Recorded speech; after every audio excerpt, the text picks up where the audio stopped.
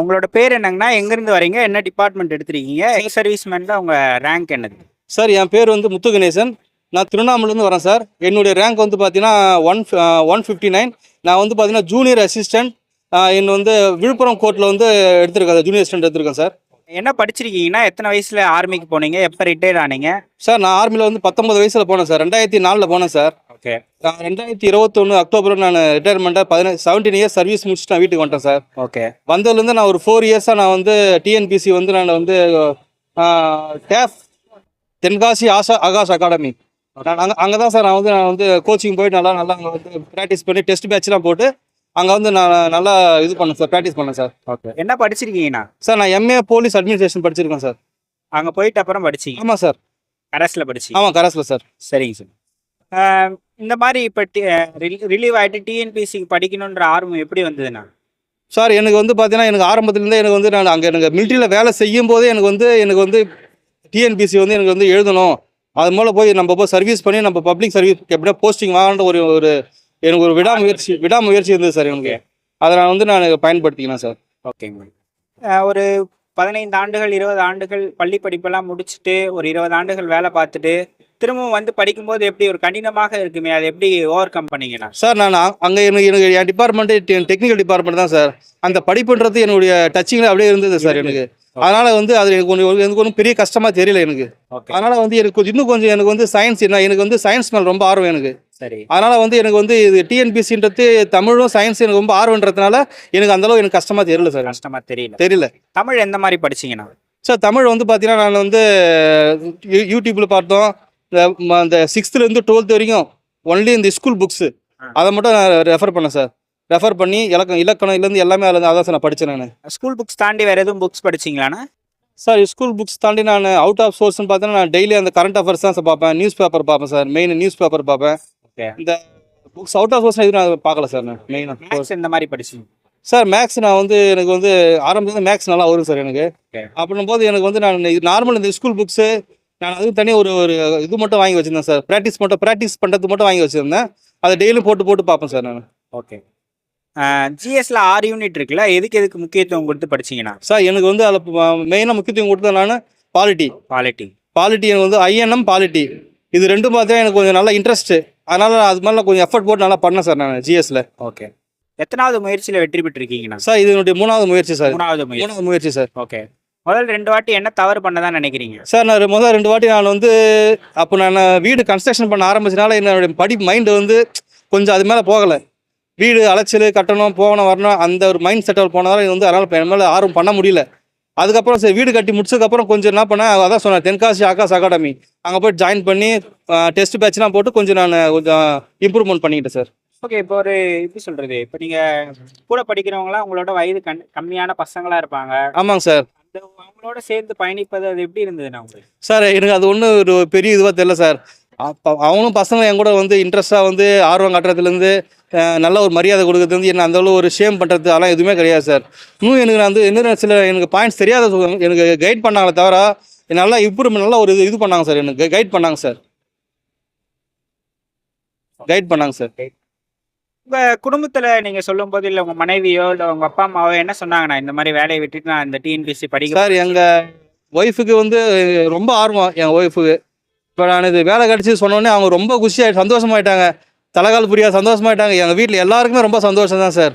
நான் இந்த வேலைக்கு போனது இப்போ இது 3வது முயற்சி இருந்து எல்லாருமே வீட்டில் வந்து நீ வந்து விடாமுயற்சி பண்ண அது உங்களுக்கு கிடைச்ச வெற்றின்னு சொல்லிட்டு என்ன எல்லாம் பாராட்டினாங்க. எனக்கு எல்லாம் இதுவாக இருந்தது சார். ரிலீவ் ஆகணும்னு நினச்சதுக்கு என்ன காரணம்? ஃபேமிலியோட டைம் ஸ்பெண்ட் பண்ண முடியல, குடும்பத்தோட இருக்கணுன்றதான் காரணமா இல்லை வேற எதுவும் ரீசன்ஸா? எங்கேருந்து சார்? ஆர்மிலேருந்து சார். ஆர்மிலேருந்து என்னுடைய வந்து மெயினாக என்னோட குடும்பத்தை பார்க்கறதுக்கு பேக்ரவுண்ட் யாரும் இல்லை சார். இல்லைனா நான் வந்து எனக்கு 2 பசங்க டாக்டர்ஸ் தான். அவங்களுக்கு பார்க்கணும்னு பண்ணால் அவங்களுக்கு ஸ்கூல் எஜுகேஷன் பார்க்கணும், அவங்களுக்கு டெய்லியும் இது பண்ண ரொட்டீன் ஒர்க் பார்க்கறது என் ஒய்ஃபால் முடியல. அந்த ஒரு மெயின் ரீசனுக்கோசம் நான் சரி நான் வந்துட்டு சார் 17 இயர்ஸ் பண்ணிட்டு வந்துட்டேன். இப்போ நீங்கள் எக்ஸ் சர்வீஸ்மேன் இருக்கீங்க இல்லையா, அதுக்கான இந்த இடஒதுக்கீட்டில் போகிறதுக்கு என்ன சர்டிஃபிகேட்ஸ் கொடுக்கணும்ண்ணா நீங்கள்?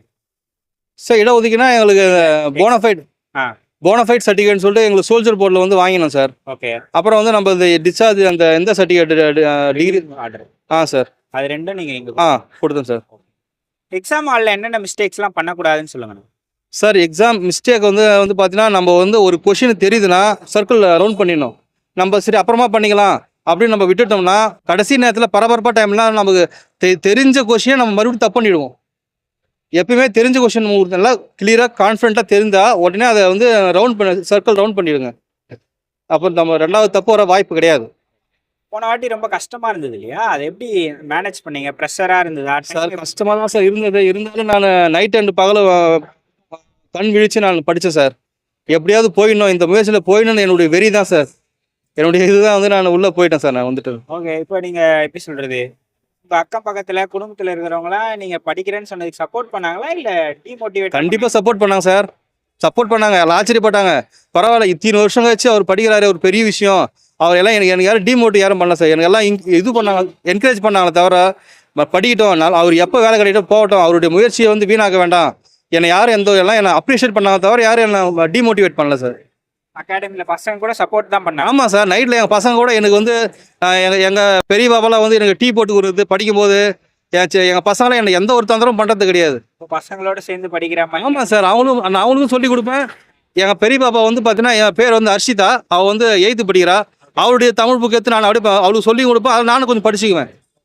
அதாவது பசங்களுக்கு சொல்லி கொடுத்த மாதிரி ஆகிடும், நாமளும் படித்த மாதிரி ஆகிடும். இந்த படிக்கிற காலகட்டத்துல ஒரு 3 ஆண்டுகள்ல எப்பயாச்சும் விட்டுட்டு போயிடணும் போதும்டா அப்படின்லாம் தோணிருக்கா சார்? எனக்கு தோணலை சார். நான் கடைசி வரைக்கும் நான் போராடுவேன்னு சொல்லிட்டு நான் கண்டிப்பாக உறுதியாக இருந்தேன் சார். நான் இப்போ குரூப் 2 எழுதியிருக்கேன். இருந்தாலும் சரி இது குரூப் 4 கிடச்சிச்சு. அதனால் சரி இதில் வந்துட்டு நான் உள்ளே போயிடுறேன் சார். ஓகே. இப்போ நிறைய எக்ஸ்-ஆர்மிஸ் படிக்கிறாங்க. ஆமாங்க சார். நீங்கள் என்ன ஆலோசனை சொல்லுங்கண்ணா, எப்படி படிக்கலாம் அப்படின்ட்டு? சார் அதாவது படிக்கணும்னு நம்ம ஒரு மைண்டு வச்சுட்டுக்கப்புறம் மெயின் ஸ்கூல் புக்ஸை வந்து தரவாக படிக்கணும் சார். அதுக்கப்புறம் பார்த்தீங்கன்னா நம்ம மைண்டை வந்து வேறு எங்கேயும் நம்ம இப்போ நிறைய பேர் சொல்லுவாங்க, டிமோட் பண்ணுவாங்க. நீ எதுக்கு படிச்சிங்கடா, நீ வந்து உங்களுக்கு இவ்வளோ வயசாகிடுச்சு, நீ எக்ஸர்வீஸ் மேன், எதுக்கு என்ன பண்ண போகிற நீ? நிறைய பேர் டிமோட் பண்ணுவாங்க. நம்ம எதையுமே காதில் வாங்கக்கூடாது. நம்ம வழி வந்து வெற்றி, ஒரே ஒரு நோக்கம். டிஎன்பிசி உள்ள இந்த கேட்ல இருந்து நம்ம ஃபோட்டோ எடுக்கணும் ஆர்டரோட. அந்த வெறி தான் எப்பவுமே லைஃப்பில் சாதிக்கலாம் சார். உங்களுக்கு அது படிக்கும்போது இந்த இடத்துல வந்து நின்று ஃபோட்டோ எடுக்கணும்னு கண்டிப்பாக இருந்தது சார். நிறைய பேர் பார்ப்பேன் நான். எப்படா நம்ம வந்து இங்கே ஃபோட்டோ எடுப்பேன், எனக்கு ஒரு வெறி வந்தது. அந்த வெறி தான் சார் எனக்கு இந்த அளவு கொண்டு வந்த காரணம். ஓகே. இப்போ எடுத்தீங்க ஃபோட்டோ, எப்படி இருக்கு இப்போ? சார் ரொம்ப நான் அப்படியே சந்தோஷத்தில் மிதக்கிறேன் சார். நான் ரொம்ப நான் பட்ட கஷ்டத்துக்கு அந்த அண்ணாமலையார் வந்து வழிகாட்டினார் சார். அவ்வளோதான் சார். இந்த பயணத்தில் நீங்கள் யாருக்கு நன்றி சொல்லணும்னு நினைக்கிறீங்கண்ணா? சார் முதல்ல நன்றி என்னுடைய மனைவி சார், என்னுடைய குழந்தைங்க, என்னுடைய ஃப்ரெண்ட்ஸ் சர்க்கிள்ஸ், அவங்க ரொம்ப நன்றி. ஏன்னா முக்கியமாக என்னுடைய முதல் நன்றியை என்னுடைய கடவுளாகிய அண்ணாமலையார் நான் தெரிவிச்சுக்கிறேன் சார். நான் இப்போ நீங்கள் ஆர்மியில் இருந்தப்போ குழந்தைங்களோட நிறைய டைம் ஸ்பெண்ட் பண்ணியிருக்க முடியாது? முடியல சார், முடியல. இப்போ வந்துட்டு அப்புறமும் படிப்புன்னு இருந்துட்டு குழந்தைங்களோட டைம் ஸ்பெண்ட் பண்ண முடியல அப்படின்ற கஷ்டம் இருந்ததா? இல்லை சார், இல்லை. எனக்கு அவங்களுக்கு பசங்களையும் நான் பார்த்துக்கிட்டு நான் என் வேலையை படிச்சுட்டு இருந்தேன், நான் பசங்களையும் பார்த்துருந்தேன். நான் ரெண்டையும் நான் பார்த்தேன். ஆனால் எனக்கு அந்தளவு தெரியல. ஓகேண்ணா, ரொம்ப நன்றி. All the best. Thank you sir. Thank you.